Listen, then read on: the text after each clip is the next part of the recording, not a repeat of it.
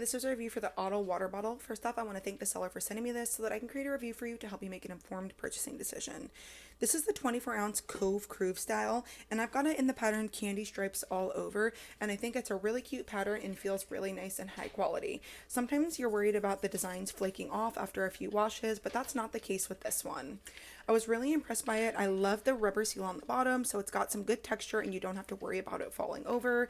But what really stood out to me about this one is not only is it stainless steel and double wall insulated, but it's got a really nice locking mechanism right here at the top. So you can see right now it's locked, and when I press the button on the back to open the straw, it doesn't open at all. You have to actually click this open to release it so that it can pop up, and I don't have to worry about it spilling. It's full of water and ice right now, and even when the straw is open, when I tip it over, there's no leak or no water coming out, and that is so nice to have when with traveling or having kids go and toss the water bottle in their sports backpack. Overall, it's a really nice product, really high quality, and I'm really impressed with it.